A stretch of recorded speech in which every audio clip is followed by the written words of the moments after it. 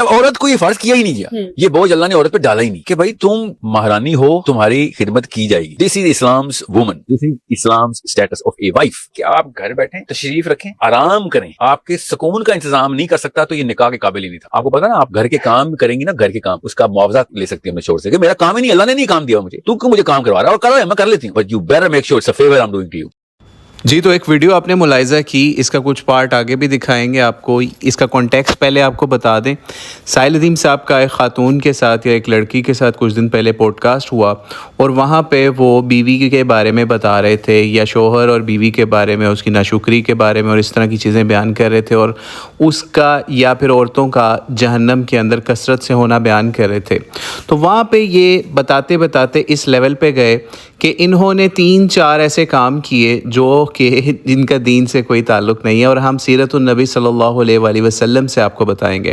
پہلا کام کہ جناب آپ نے جب لڑکی سے شادی کرنی ہے تو اس کو کہنا ہے کہ تم مہرانی ہو, تمہاری خدمت کی جائے گی.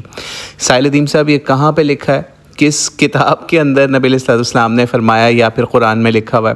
پھر دوسرا انہوں نے لیول جو داغا, کہتے ہیں کہ تم گھر پہ آرام کرو گی, تمہارے سکون کا انتظام اگر نہیں نہ کر سکتا کوئی شوہر تو وہ نکاح کے قابل ہی نہیں ہے.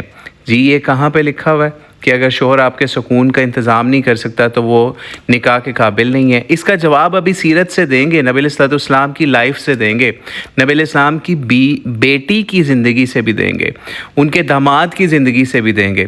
تیسرے لیول پہ گئے کہ جناب اگر گھر کے کام کرے گی نا یہ لڑکی تو اس کا شوہر سے وہ معاوضہ بھی طلب کر سکتی ہے کہ جناب مجھے پیسے دو, میں تمہارے گھر کی کام والی ہوں نا, تو مجھے پیسے دو اس کے. ٹھیک ہے, یہ ساحل ندیم صاحب کی سوچ یا فکر تھی. اب ہم نبی علیہ السلام کی سوچ فکر, بی بی فاطمہ کی, اور اس کے علاوہ مولا علی علیہ السلام کی فکر آپ کے سامنے رکھ دیتے ہیں. صحیح بخاری کے اندر جائیں, 6318 نمبر روایت پڑھیں تو آپ کو پتہ چلے گا کہ بی بی فاطمہ سلام اللہ علیہا شادی کے بعد چکی پیسنے کی تکلیف ان کے ہاتھوں میں اتنی زیادہ ہوتی تھی کہ ان کو باقاعدہ جو ہے سمجھ لیں ایک خادم تک کی ڈیمانڈ کرنی پڑ گئی نبی علیہ السلام سے. لیکن نبی علیہ السلام نے ان کو خادم دینے کی بجائے ایک وظیفہ دے دیا, یعنی 33 دفعہ اللہ اکبر سبحان اللہ اور الحمدللہ 33 دفعہ آپ پڑھ لیں تو یہ آپ کو لیے خادم سے بہتر ہے. تو ساحل ندیم صاحب کیا آپ کو سمجھ آ گئی کہ نبی علیہ السلام کی بیٹی اتنی تکلیف میں ہو, ہاتھوں میں ان کے جو ہے وہ مسئلہ آ جائے چکی پیس کے, کیونکہ آپ کو پتہ ہے پہلے گھروں کے اندر آٹا پیسنے کی چکی ہوتی تھی, جو گندم جو بھی چیز ہو اس کے اندر ڈال کے پہلے آٹا پیسا جاتا تھا, پھر اس کے بعد پکائی جاتی تھی روٹی بھی. اور یہ تو بھی ہم آپ کی طرف صحیح روایات پیش کر رہے ہیں نا, جیسے صحیح بخاری کے بھی سامنے آپ کے پیش کر دی. اس کے علاوہ اگر ہم ضعیف روایات کی طرف جائیں جن سے کچھ لوگ فضائل کے لیے بھی لینے کے قائل ہوتے ہیں, یا پھر ساحل ندیم صاحب بھی کئی دفعہ ضعیف اور موضوع روایات بھی بیان کر دیتے ہیں, اور کئی دفعہ ایسی بھی کر دیتے ہیں کہ جو ہوتی نہیں ہے روایت. ٹھیک ہے نا, تو اگر کسی کو اس کے لیے دلیل چاہیے تو ہم وہ دے بھی دیں گے. بہرحال ٹاپک کے اوپر واپس آئیں تو ساحل ندیم صاحب نے اس کے اندر یہ معاملہ رکھا, جو اگر ہم ضعیف روایت ابو داؤد کی پیش کر دیں اس معاملے کے اندر تو آپ کو پتہ چلے گا کہ نبی علیہ السلام کی جو بیٹی ابو داؤد کی روایت ہے نا 2988, بہرحال یہ اکثر محدثین کے نزدیک ضعیف ہے. اگر آپ وہ پڑھیں گے تو آپ کو پتہ چلے گا کہ صرف چکی پیسنے کا مسئلہ نہیں تھا, وہ پانی بھی بھر کے باہر سے لاتی تھی جس کی وجہ سے ان کے سینے میں درد ہونے لگا تھا. گھر میں جھاڑو دیتی تھی, ان کے کپڑے خاک آلود ہو جاتے تھے. ٹھیک ہے, پھر جا کے وہ نبی علیہ السلام سے کوئی غلام اور باندیاں اور ان کا تقاضا کرنے کے لیے گئیں, اور نبی علیہ السلام نے ان کو نہیں دیا اور ان کو وظیفہ اس کی بجائے دے دیا. تو یہ بتائیں گے اب ساحل ندیم صاحب کے سیرت النبی صلی اللہ علیہ وآلہ وسلم جو ہے وہ ہم نے ان کے سامنے پیش کی, صحیح روایت سے بھی اور ضعیف روایت سے بھی. ٹھیک ہے, صحیح والی میں بھی جائیں تو بی بی فاطمہ جو ہیں ان کے ساتھ اس لیول پہ معاملہ چل رہا ہے کہ ان کے ہاتھوں میں ورم آ جاتے ہیں, ان کے ہاتھوں میں مسئلہ بن گیا چکی پیس کے. لیکن نبی علیہ السلام یا مولا علی ان کو اس کام کے لیے خادم پرووائڈ نہیں کر رہے. اب آپ خود بتائیں, کیا وہ سکون میں تھی؟ کیا وہ اس لیول کے اوپر آپ کو مہرانی نظر آ رہی تھی معاذ اللہ؟ ٹھیک ہے, یا پھر وہ کیا تھیں؟ وہ جنت کی عورتوں کی سردار تھیں. ٹھیک ہے, واضح حدیث کے اندر آتا ہے کہ جو ہیں یہ بی بی فاطمہ جو ہیں یہ جنت کی عورتوں کی سرداروں میں سے ایک ہیں.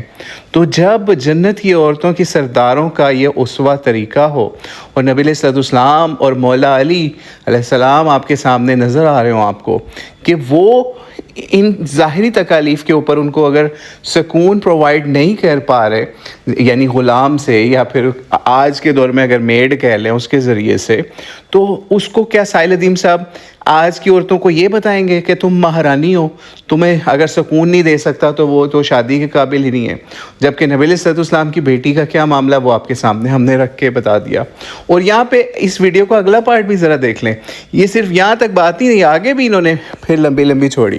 یہ تو تھا نا ویسے وہ گھر کے کام کرتی ہے، اگر وہ اپنے والدین، اس کے شوہر کے والدین کی بھی خدمت کرتی ہے، ان کو بھی کھانا پکانا یہ چیزیں دیتی ہے، تو اس کے اوپر بھی یہی معاملہ آ جائے گا.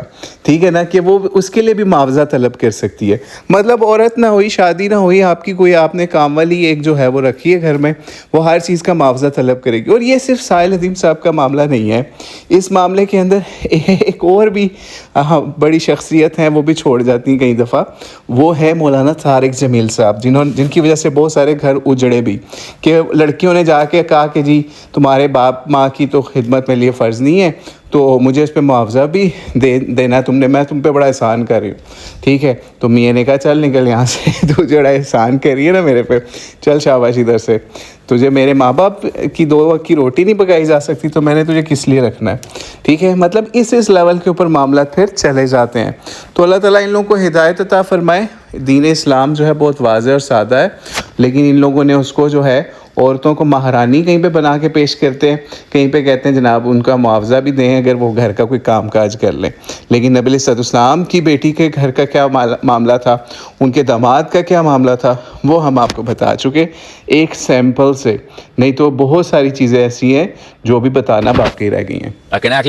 اس کے باپ کی اور اس کی ماں کی خدمت کر کے آپ لٹرلی معاوضہ چارج کر سکتی ہیں اس سے کہ اللہ نے میرے پہ کام نہیں ڈالا ہوا، تو پھر تم جو ایکسٹرا کام ڈالتے ہو اس ٹرانزیکشن کے پھر I can charge you for it. اسلام نے پوری اجازت دی ہوئی آپ کو. اب یہ سمجھ عورت کا اسٹیٹس کیا ہے. یاد رکھیے گا میں نے آپ کو کیا اسٹارٹ کیا ہے، دوزخ میں زیادہ بیوی ہیں. یاد رکھیے گا جب ایک عورت کو اللہ نے اتنی آزادی دی ہوئی ہے اور ایک آدمی کو اتنی تنگی دی ہوئی ہے کہ بھائی چونچا نہ کر، چل نکل، خون بہا، واپس